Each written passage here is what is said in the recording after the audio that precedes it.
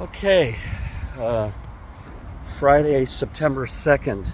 I'm just coming back from the address registration place. Uh, it's quite a process. You know, when you move to Ukraine, you have to register yourself in the city district where you live. I think this is just for census information or I taxation. I don't know, but it's required when you get a residence here, and so. This is already my third trip, I think. I made one trip and then found out I had to pay a fine at immigration for whatever reason. I believe it was everything was shut down for 30 days, more than 30 days. And if you don't register within 30 days of getting your resident permit, you pay like this $50 fine. So I paid that, and now I got myself registered. So there was one trip to go there and fill in the papers. And then they sent me a note saying my registration is ready. I went there and I need a document for my job to show I'm registered. And so now they filled in another paper to get the document, and now I'll have to go back again, I think the fourth time, to actually pick the document up. So I'm in the system, but apparently it's a big procedure to just make this city registration document. It takes a couple days. It's not like Norway where everything is online, everything is in a database, and they can just check on the back end, as one would say, or check through the computers. It's still semi-manual here. So that's just one of the realities of living here. If you've ever lived in Brazil or India or any other, I think, Eastern European country, it's a little bit like this in some places, although I think all the Eastern European countries in the EU have gotten streamlined probably by now. I know Estonia was very efficient with this kind of things. I never remember this being this kind of bureaucracy in Estonia, but it can be like this even in the US. I think when you I know when we bought the car there, that was a nightmare. Nightmare to say the least.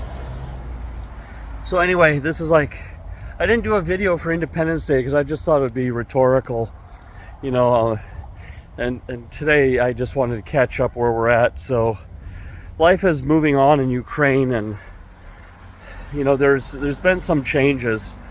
For example, with the currency exchanges are no longer allowed to publish the rates. I noticed that they can't put it on the bulletin boards where everyone can see it. They have these like lighted boards up and down the street. You see it everywhere in Ukraine, in every village, everywhere, or some big like scoreboard type of thing. It looks like a old-fashioned scoreboard, and they have all the currency rates. Those have all been taken down. So you have to, the places are still open, but you have to walk up to the window and look on a sheet, in 12-point print. I think that's the largest can be is 12 or 14-point print, and then you see the rate. I think that was to avert a panic or something, because there was a devaluation. We're at 36.5 official, and the street rate is like 40. So you're taking like a haircut. If you're getting, like my situation is I get paid in the local currency, and then I need to buy back the dollars. And my salary is denominated in dollars, but they pay it out in the local currency. And if I want to save money in dollars or euros, it's a pretty stiff haircut, like 10-12%. So it's like an invisible tax. So the tax rate here is 6.5%, 5% income tax, 1.5% war tax, and then you have your expenses every month in local currency, and then whatever's left over, you buy back foreign currency, just to hedge against inflation. And dollar is the way to go. So yeah, that's it's a little bit of a change here, and then the other thing I want to talk about is the Reddit group on Ukraine. They were posting about war fatigue in the media and Google searches and all of that.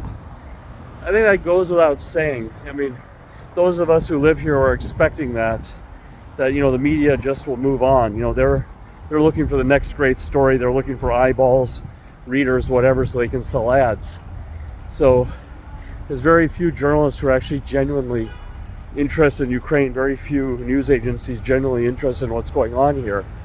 So, I personally find that Reddit to be just an echo chamber, and I find it to be pretty useless.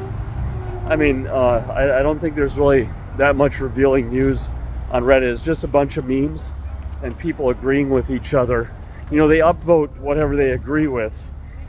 So if there's like something that's unpopular but true, they downvote it. It never comes to light of day. So it's essentially like a bunch of charlatans at a party smelling each other's farts. That's really what Reddit is automated. It's automated people smelling each other's farts. Like Jira, the project management system, or Trello, automated moving post-it notes around and doing something useful like managing a project. But Reddit just automated shoving noses up each other's asses with people you already agree with. It doesn't do anything to promote discussion, because if there's a counterpoint, it gets downvoted, and then you never hear it, and you just... Anyway, I have a lot of issues with Reddit and the Reddit Ukraine group. I mean, they're not really doing anything useful other than some fundraising, but it's not substantial, I think, and it doesn't change the course of the war. This is what will change the course of the war, or at least keep the war interesting, is instead of going on social media and putting up memes and useless statements, that we all know. It's just like no shit Sherlock statements. Move here, settle here, move here in Ukraine, buy an apartment, open a business, get a local job, and become part of the economy. I mean, if you really have some resources and means and you care, set up some export-related business that exports to the U.S., exports to Europe to bring in some hard currency here, which they can use to buy weapons. But more so, if this products that we're selling can help contribute to the profit of an American company, then those companies in America benefiting from, Ukrainian suppliers, whether it be IT guys or, sub-assemblies or pharmaceuticals, they have now a business interest in Ukraine. And those kind of people talk to the congressmen. They talk to lawmakers, politicians, and say that, you need to vote on anything pro-Ukrainian. Vote for more weapons, because otherwise, we're going to lose a lot of business here in America. These Ukrainian parts help us make products in America that we sell for a big profit. And that's what it's about. We have to get the financial alignment. So, if you really care, like I said, I asked a question on Reddit if it was wise for them to blacklist American politicians, current and former politicians and officials. And I said, especially with Republicans coming into power, most likely coming into power this winter. There's November elections, and in January they take office. And the Republicans are so friendly with Ukraine. And that you have radical elements in the Republican Party now that will get more influence if this happens. And it's a real existential threat. And I asked this on that Reddit board, and it was getting upvotes and discussions, but the moderators removed it. And this is actually a very valid question. And instead, what gets upvoted are just things that we already know. Russians are bad. Russians are committing atrocities. Great. We know that. We're living this. We have air alarms all the time. Keeps us up at night. We're stressing about the future. I went all in here, settled here. It doesn't help anything. What we want is some analysis and some insightful views. And we want some real thinking and analysis, and we want to see the other side, see some counterpoints. Just like writing a paper in school, you have a thesis, a counter thesis to bolster your argument. But these people, anytime you do that, they'll just call you a Russian collaborator. They're crazy. And I don't think any of these people really live in Ukraine. I think they're mostly like a bunch of unremarkable Western men working in some mid-level jobs, and this is all they got. You know, is they got their own subreddit, and they are like control freaks, and they just want everything to be like Smurfs. Everything is positive, everything is good. That's how we got into this problem. They thought they could be positive with Russia. This same like liberal mindset. Oh yeah, let's work with Russia and China, and by making them rich, they'll become good people. No, they just became worse. It's like, you know, when someone gets rich, it just exaggerates what they already are, you know? And we talked about these BRIC countries. But this is the same mindset. You know, it's... Anyway, so that's my rant about Reddit. You know, it's, like I say, it's stupid. You know, and I actually have I'll put my Reddit down there, because I do post like artwork and, you know, things with the tractors and tanks and stuff. No, I think art is useful because that takes effort. You know, and people spend time, and art makes people feel good. So if you're an artist, come here to Ukraine and, you know, make art. You know, people need that in their life. But, you know, stupid memes and preaching to the choir doesn't help anything. I was at an English club a few days ago, for example, and I told them that this looks like one of these American limited war scenarios where they're just fighting for containment. Because I said if the West really wanted Ukraine to win, they would have built a HIMARS factory here, and Ukraine would already be in Moscow. And that was proven. They wanted the Russians out of Kiev, and the Americans gave all the supply and advice, and they pushed Russia out of Kiev in 2 months.